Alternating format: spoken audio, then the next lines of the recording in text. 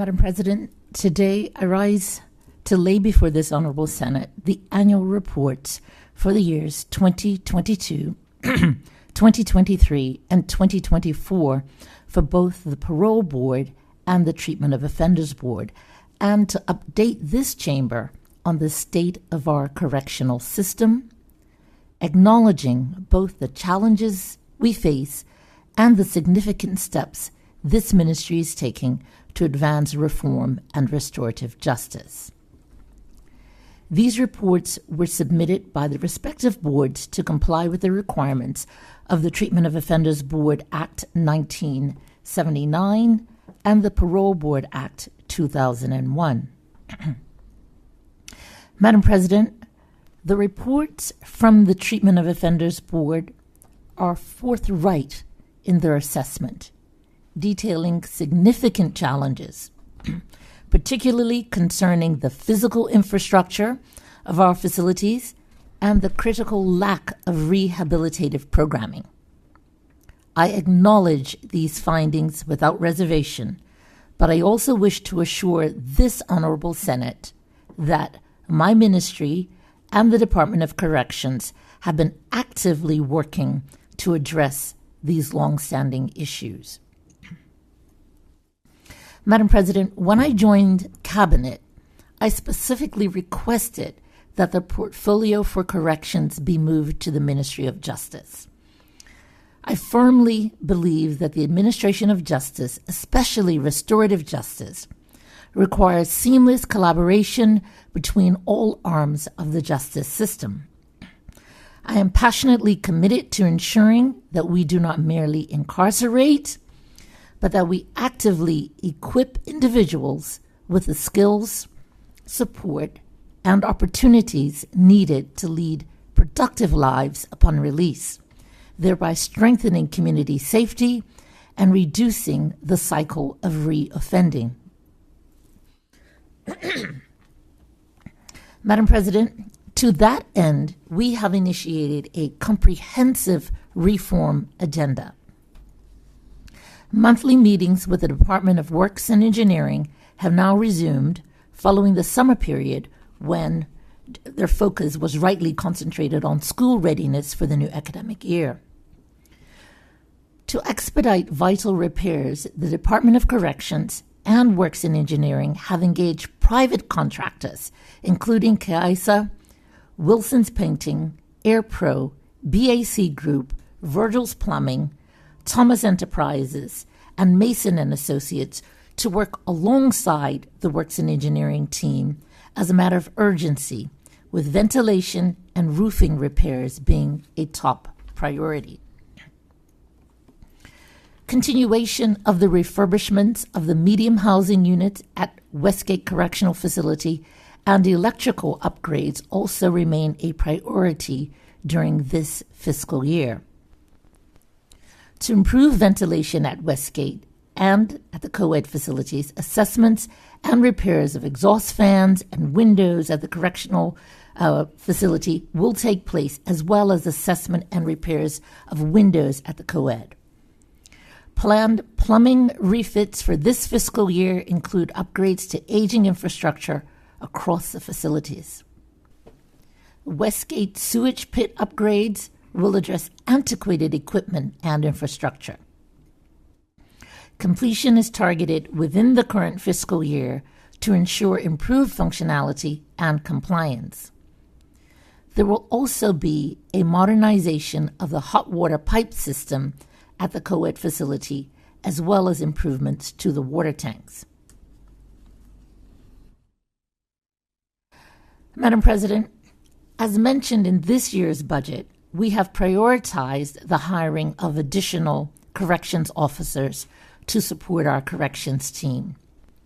I'm pleased to report that the first tranche of recruitment from local applicants will be completed in October, adding at least 18 officers to our ranks.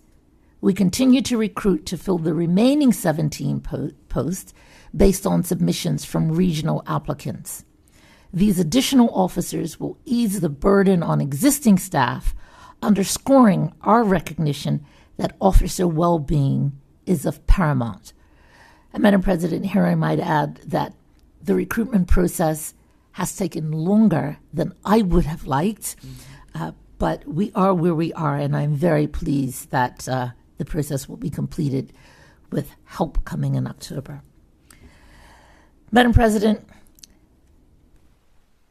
on the topic of officer well-being, we have engaged a consultant psychologist to assist the Department of Corrections leadership in strengthening executive decision-making.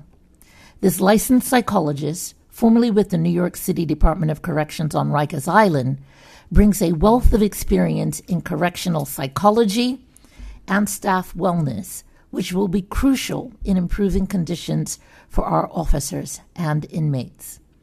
The consultant psychologist will also guide us in identifying the required credentials for the new wellness officer post, ensuring that we recruit the right professional to strengthen working conditions and boost morale among our officers. For without healthy officers, there can be no healthy correction system. Madam President, it should be noticed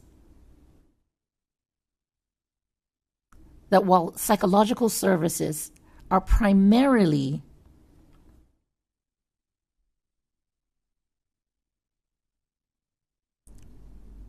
provided for the incarcerated, the department's team of psychologists, of which there are two in situ at Westgate, and they cover both facilities, also support officers.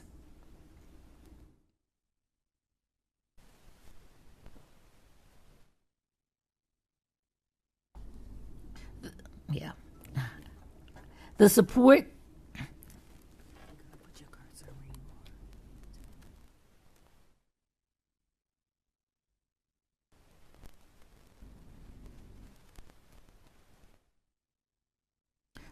and consultation are offered for staff to enhance their understanding of the needs of incarcerated persons and how best to work with them. The department has provided training for staff to enhance their skills and knowledge and have added reflective practice sessions to support the staff with enhancing their well-being and their practice.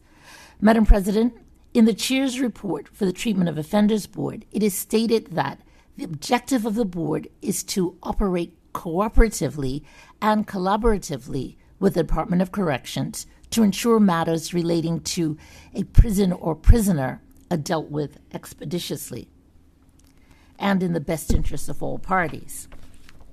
I'm grateful for the dedication of the members of the Treatment of Offenders Board in their advocacy on behalf of inmates. Madam President, I have further strengthened the Treatment of Offenders Board by adding new members, Robin Swan, Aaron Hill, and Reverend Dr. Emily Gill Dill, who began their tenure on the 1st of July. Robin Swan brings a broad and balanced background in public service, compliance, and governance to the Treatment of Offenders Board. She began her career as a prison officer, gaining first-hand insight into Bermuda's correctional system before going on to serve as a senator. Professionally, Ms. Swan worked as an assistant compliance officer at Appleby and subsequently founded her own firm, Swan Consulting, which provides both compliance and data privacy advisory services. Her governance and board experience includes serving as compliance officer for the Mirrors Alumni and Friends Association and supporting the Bermuda Boxing Federation Board in an ex officio capacity. Aaron Hill is the founder and executive director of the Bermuda Equal Justice Initiative, BEJI, and holds an LLB degree in law from the University of Law. As an executive director of the Bermuda Equal Justice Initiative, Mr. Hill has spearheaded public education campaigns, legal interventions, and community-based advocacy to advance fair treatment for all, particularly the disfavored and forgotten. Reverend Dr. Dill is a passionate advocate for youth development, community service, spiritual leadership, and the arts. She is an ordained minister in the African Methodist Episcopal Church and the Member of Parliament for Constituency 36, Sandys North. Reverend Dr. Dill has also extensive experience in public service and education, having worked within Bermuda's public school system as a teacher, as an educational therapist, and as a counselor focusing on at-risk youth. Together, Robin Swan, Dr. Emily Gale Dill, and Aaron Hill bring a fresh set of thinking and spirited advocacy to the Treatment of Offenders Board's vital work. Madam President, now on to the Parole Board. Mm-hmm. That board plays a critical role in balancing the rehabilitation of offenders with the safety and confidence of the public. As we strengthen our restorative justice framework, I am pleased to announce the appointment of a renewed board effective October 1, 2025, one that reflects the need to diversify perspectives and explore new approaches as we modernize Bermuda's justice system. I must express my profound gratitude to the 4 outgoing members of the Parole Board, Mr. Derek Burgess, JP, Member of Parliament Scott Simmons, Mr. Roderick Burchell, JP, and Ms. Tori Burgess, who've served with dedication for several years. Their contribution has been invaluable. We have retained 3 experienced members from the prior board. They are legal counsel, Mr. Vaughn Keynes, psychologist, Dr. Sharita Rayner, and therapist, Dr. Ernest Peets. Mr. Keynes is a barrister in Bermuda and the founder and executive director of Forensica Legal. Alongside his work on the Parole Board, he serves as occasional legal aid counsel for the Bermuda Drug Treatment Court. Mr. Keynes is also a forensic scientist and has completed diverse international scientific internships. As a defense and human rights lawyer, he has published and presented globally on critically important interactions amongst law, science, and human rights. Dr. Sharita Rayner is a registered clinical psychologist and is active in the psychological community, currently serving as president to the Bermuda Psychology Association. Dr. Rayner has previously held the role of clinical psychologist and professional practice lead with the Bermuda Hospitals Board. She has also served as a member of the Bermuda Hospital Board's Ethics Committee. Dr. Rayner is a co-developer of the Mental Health First Aid Bermuda program and currently serves as program coordinator. Dr. Ernest Peets is a certified family therapist and an international certified alcohol and drug counselor. Dr. Peets received his BA in business from Howard University and his doctorate in marriage and family therapy from Gordon Conwell Theological Seminary. Dr. Peets is also the pastor of New Life Church of the Nazarene. Dr. Peets is an experienced counselor who is able to blend biblical and psychological principles that bring insight and healing. Madam President, I'm delighted to welcome all 3 back to the Parole Board, and I thank them for their continued service. Madam President, now on to the new members. I'm pleased to announce that I have appointed Dr. Emily Ross as the new chair of the Parole Board.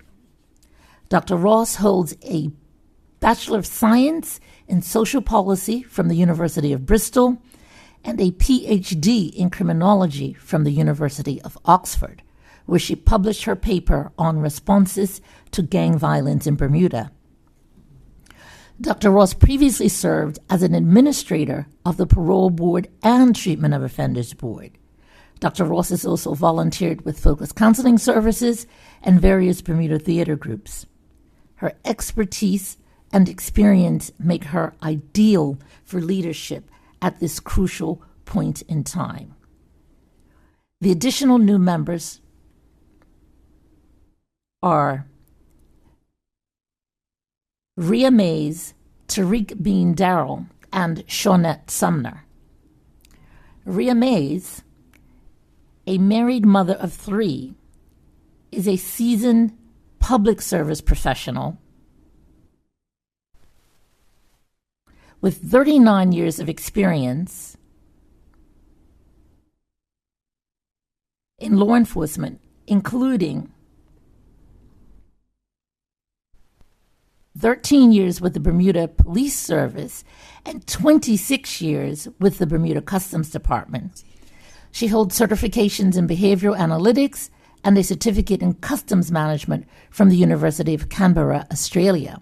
Ria, an active member of the Paget Lions Club, has served as secretary on the board of Lefroy House Care Home and is currently a long-serving member of the Warwick Parish Council. And Madam President, I might add that in my interview with Ms. Mays, I believe her key qualification is being a mother. Tariq Bean Darrell is a career development officer at the Office of Workforce Development.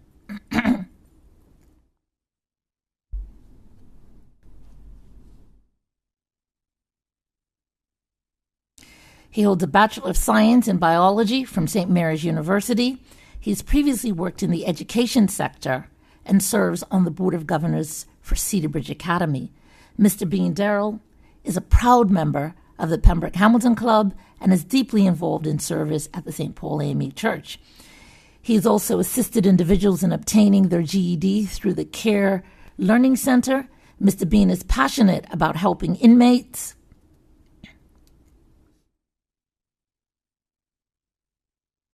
to become functioning and contributing members of society by finding work opportunities upon their release. Shawnette Sumner is a seasoned educator who spent 13 years as the education officer for the Department of Corrections. She holds a Bachelor of Science in Education and a master's degree in educational leadership and supervision from Miami University.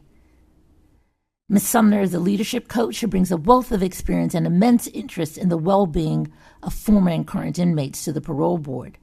Madam President, my ministry has also commenced discussions with members of the UK Parole Board in an effort to secure training for our new members as we modernize our processes. We are keen to strengthen the fairness, transparency, and consistency of our parole process, especially as I have just appointed a new board.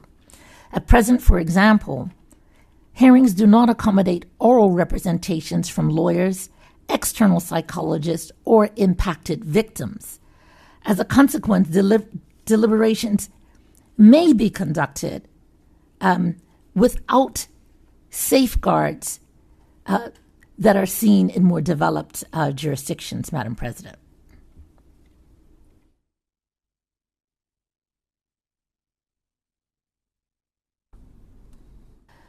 Madam President, recognizing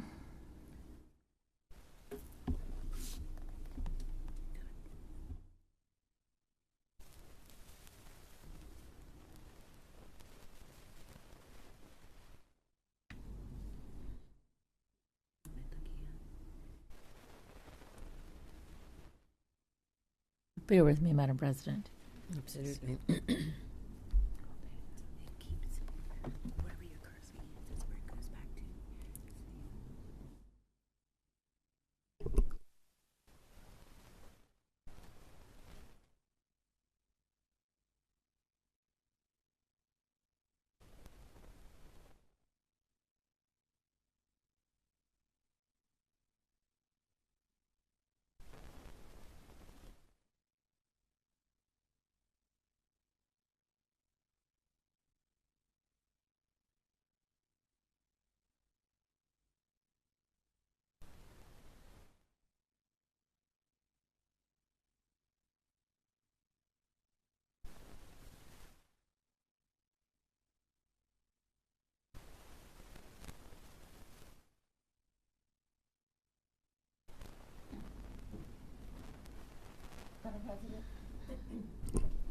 Madam President, recognizing that unaddressed trauma is a root cause of offending behavior, we will be engaging Gina Spence Productions to deliver a 6-week grief and loss pilot support initiative.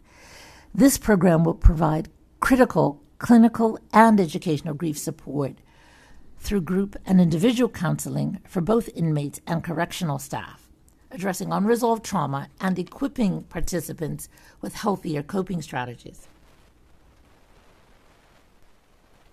GSP is a registered charity with programs currently running in schools, churches, and community centers. They have over 30 years experience serving Bermuda's most vulnerable through grief support with a clinical team that includes certified grief recovery specialists and on-call credentialed critical staff. Madam President, starting in October, Bermudian educator and literacy specialist Ajala Omadele will deliver the Sankofa Education and Empowerment Program, otherwise known as SEEP. Many inmates struggle with literacy and a lack of personal empowerment, which negatively affects their ability to rebuild their lives once they are released. It is also a critical factor in how they became disconnected from society in the first place. SEEP recognizes that literacy and empowerment are critical factors in reducing recidivism and providing incarcerated individuals with the tools they need to successfully reintegrate into society. SEEP will provide comprehensive literacy, reading, math instruction, and post-secondary education tutoring support to inmates across all corrections facilities. SEEP aims to inspire and educate participants, fostering a sense of self-worth and possibility. The objectives of the program are to increase literacy rates, enhance numeracy, skills, empower through history, improve communication skills, enhance the existing GED program, and support rehabilitation and reduce recidivism. Madam President, Ajala Omadele is an educator, historian, writer, speaker, and literacy specialist who has taught at every educational level. His expertise in Bermuda's history, coupled with his commitment to social justice, makes him uniquely qualified to lead this initiative. Mr. Omadele holds a BA in philosophy and a Master's of Education in Literacy Education from both from Mount St. Vincent University. He is the author of several books on Bermudian history and has experience teaching primary school, middle school, and designed and delivered graduate level course at York University in Canada, and has developed and delivered professional seminars on Bermudian history for Bermuda's teachers. He's a specialist in teaching, reading, and writing to individuals with dyslexia, a condition that many incarcerated individuals experience. Lack of support or recognition in childhood of this condition has often robbed them of learning experience they should have received. So, Madam President, we look forward to our clients in the correctional facilities benefiting from Mr. Omadele's experience. Madam President, this month, a team from the ministry met with Belong UK, a leading justice reform organization who provide hope, rehabilitation, and recovery to victims and perpetrators of crime. We will soon engage them to assist in modernizing our vetting processes and develop a peer mentoring program for those with lived experience of incarceration. Belong UK's priority to help develop a fairer, more humane, and more effective criminal justice system aligns with my minister's desire to put restorative justice at the core.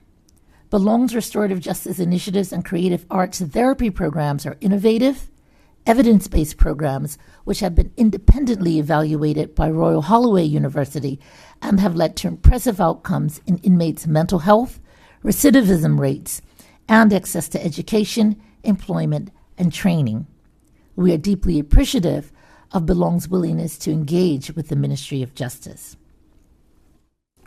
Madam President, very importantly, my ministry is also in discussions with His Majesty's Prison and Probation Services to adopt their evidence-based programming for treating violent sexual offenders, with training planned for early next year. Madam President, the existing services provided by the Psychology Department include clinical interventions on a one-to-one basis and within group setting. During the past year, the group intervention Life Minus Violence in Hands was delivered for violent offenders. The service has also been involved in conducting psychological risk assessments for the purposes of pre-sentencing planning for the courts of Bermuda and the parole board. Madam President, while there have been some challenges delivering vocational programming, there have also been some successes. The Animal and Garden program at the Farm and Co-ed facility has continued successfully. Mm-hmm. Madam President, the department is currently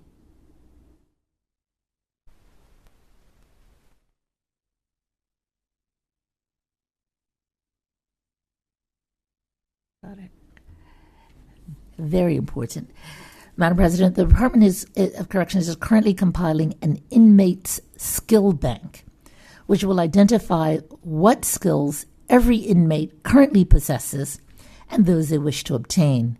This will help us to identify which courses to provide access to going forward as we seek to equip inmates with skills for use upon their release.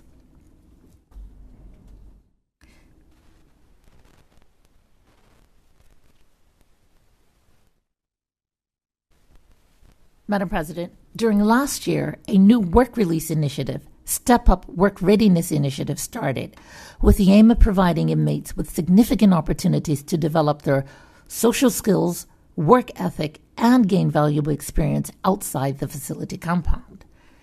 This program also reinforces in inmates a sense of confidence, purpose, responsibility, and ultimately contributes to reducing their chances of reoffending upon release from custody. Through this program, they have assisted with the removal of invasive trees from Coney Island and at various spots around the island, and have assisted with the clearing of foliage which encroaches on roads and main thoroughfares.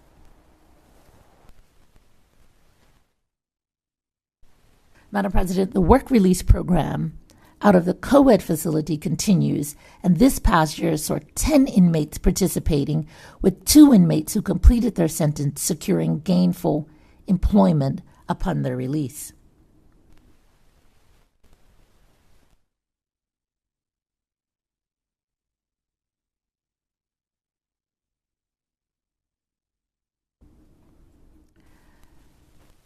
Madam President, in the past year, inmates took advantage of several courses on offer at the corrections facility. These included the GED, Bermuda College online PACE programs, and a variety of Cisco-certified courses, ranging from cybersecurity to entrepreneurship through a partnership with the Bermuda Technical Institute.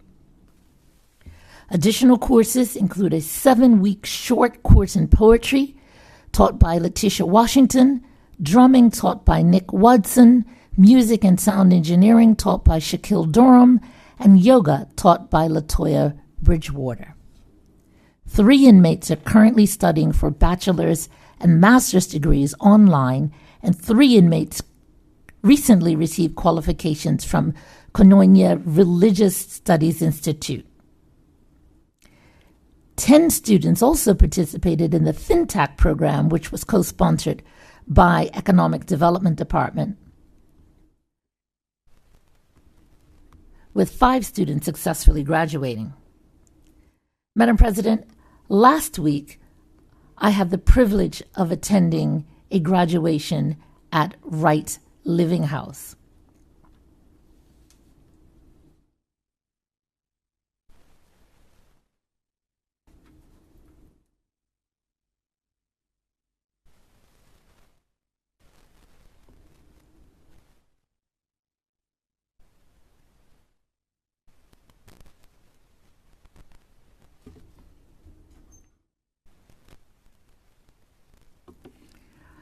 The ceremony took place, Madam President, during Recovery Awareness Month, which we are still in at the end. The month is September. The Right Living House is located at the co-educational facility, and it is a substance abuse rehabilitation program that is segregated from the remaining prison population. Since its inception in 2010, the Right Living House has offered a structured, therapeutic environment to help participants break free from substance misuse, develop healthy thinking patterns, and prepare for meaningful lives beyond recovery. Madam President, I commend the two graduates, Mr. David Hill and Mr. Ernest Smith, for their commitment to maintaining sobriety and recovering, a significant achievement. This year's theme for Recovery Awareness Month, Recovery is Real, Restoring Every Aspect of Life, speaks to the very heart of what we celebrated last week. Recovery is not a single event. It is a journey of healing, growth, and renewal.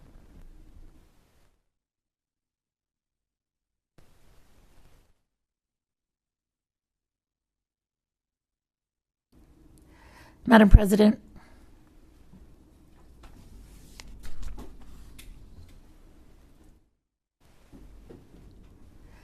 while there is much to do, there are also reasons to be hopeful. The challenges documented in the report will not be resolved overnight. However, my ministry is unwaveringly committed to the path of improvement and the true, meaningful pursuit of restorative justice. We are building a system that prioritizes rehabilitation, ensures dignity, and ultimately contributes to a safer Bermuda for all. Thank you, Madam President.